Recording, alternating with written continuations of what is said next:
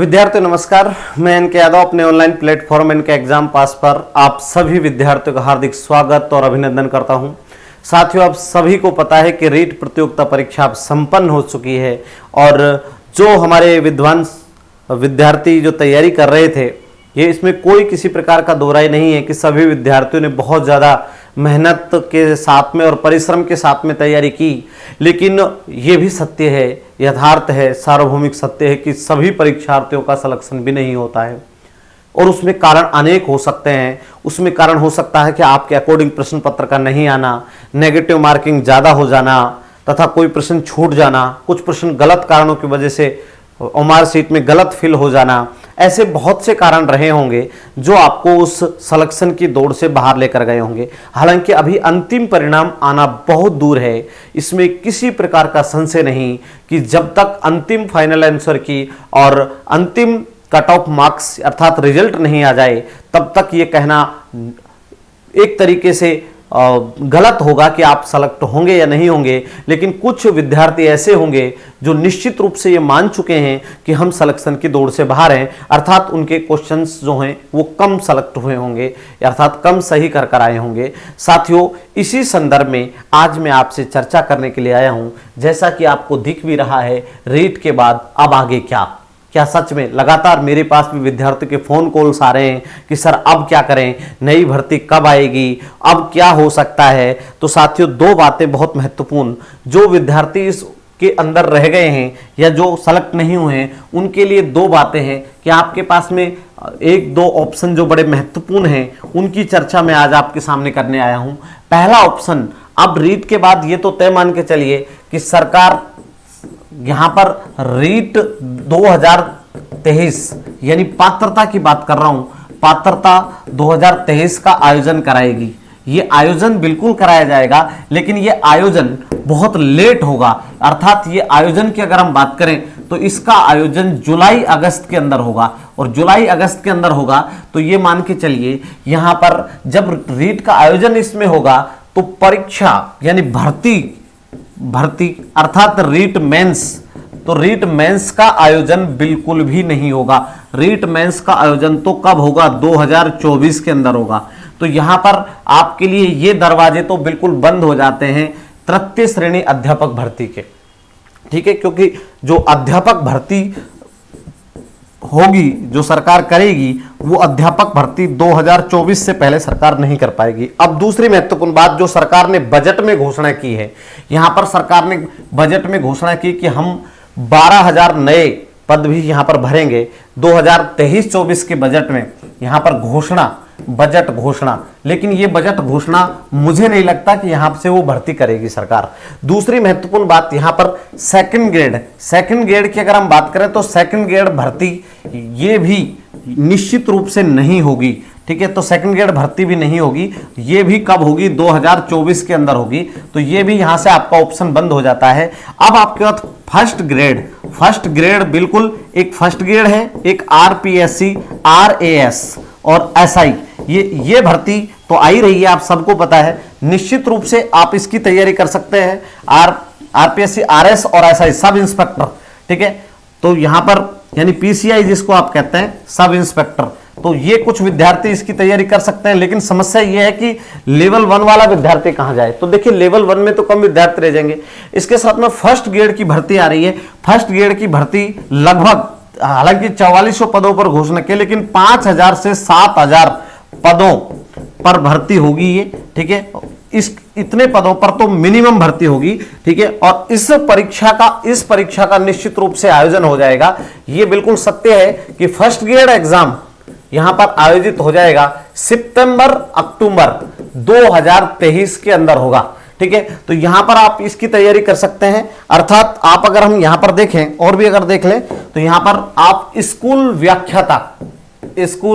व्याख्याता की आप तैयारी कर सकते हैं। यह भर्ती जरूर आएगी, इसका आयोजन 2023 में होगा, ठीक है। इसकी आप तैयारी कर सकते हैं, निश्चित रूप से बहुत अच्छा चांस है, ठीक है। ये एक ऑप्शन है आपके पास में, इस पर आप काम कर सकते हैं। साथियों, दूसरी महत्वपूर्ण बात, कुछ विद्यार्थी ऐसे हैं कॉलेज लेक्चरर की भर्ती आ रही है और कॉलेज लेक्चरर की बड़ी भर्ती, लेकिन इसके लिए तो सर नेट चाहिए, नेट या सेट। आपके पास नेट है, नेट नहीं भी है तो फिर आप सेट का जो एग्जाम है, सेट का एग्जाम होगा कब, 26 मार्च पर, और 26 मार्च को जब होगा तो लगभग 15% विद्यार्थी उत्तीर्ण होंगे। इसकी आप अच्छे से तैयारी कर लीजिए। जिन विद्यार्थियों ने एमए कर रखा है, बीएड प्लस एमए या फिर एमएससी, ठीक है, या फिर यहां पर एमकॉम जिन्होंने भी कर रखा है, वो सेट का जो आयोजन सरकार करा रही है उस पर आप काम कर सकते हैं। ये भर्ती निश्चित रूप से 2023 के अंदर एग्जाम इसका आयोजित होगा एग्जाम, तो ये भी एक बड़ी भर्ती है, इस पर आप काम कर सकते हैं। इसके अलावा कोई देखिए थर्ड ग्रेड की कोई भर्ती नहीं आएगी 2023 के अंदर, निश्चित रूप से थर्ड ग्रेड कोई भर्ती होगी, सेकंड ग्रेड का कोई एग्जाम नहीं होगा। फर्स्ट ग्रेड का एक एग्जाम होगा, एक आपका कॉलेज लेक्चरर का एग्जाम होने वाला है। हाँ, पात्रता परीक्षा जरूर होगी रीट की, निश्चित रूप से पात्रता परीक्षा का आयोजन होगा। सरकार भर्ती निकाल के जरूर जाएगी, भर्ती निकाल जाएगी, लेकिन परीक्षा का आयोजन होगा। मेरी बस बात पर गौर करिए। इसके साथ में यहां पर आपके पास एक ऑप्शन आ रहा है राजस्थान पुलिस। राजस्थान पुलिस की सरकार भर्ती निकाल रही है, राजस्थान पुलिस के 10,000 पद, ठीक है, 10,000 पद, और इसका एग्जाम निश्चित रूप से होगा। इसका एग्जाम सरकार कराएगी अक्टूबर 2023 में, यहां से ये जरूर इसकी एग्जाम होगी।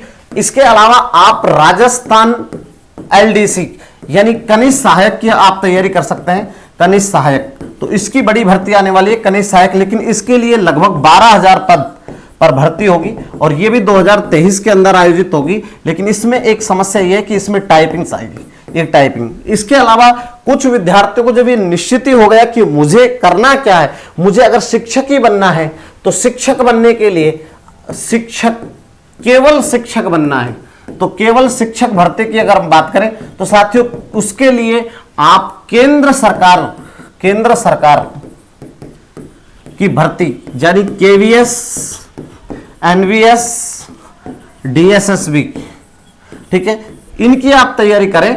निश्चित रूप से एक बड़ी भर्ती आ रही है, लगभग अगर हम बात करें तो 12,000 पद, हालांकि सरकार ने तो 25,000 पदों की बात की है, पद शिक्षक के यहां पर आ रहे हैं। और वो किस में आ रहे हैं, तो वो आ रहे हैं एकलव्य मॉडल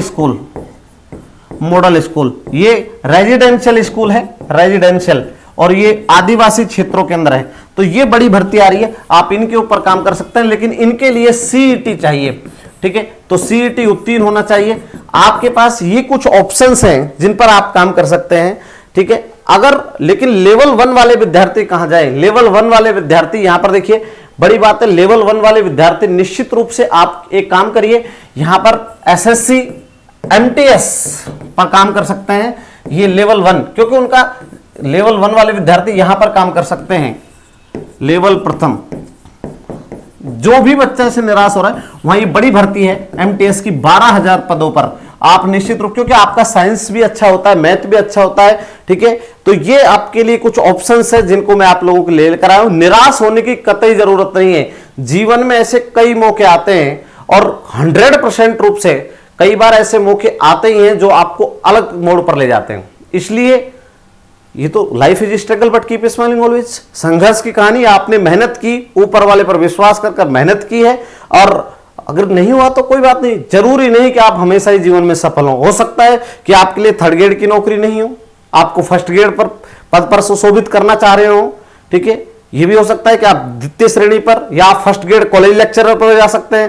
तो ऐसा मैंने कई बार जीवन में ऐसे मौके देखे हैं कि जो नीचे के एग्जामों में कभी पास नहीं हुए, वो बहुत बड़े बड़े पदों के एग्जाम को क्रैक कर गए।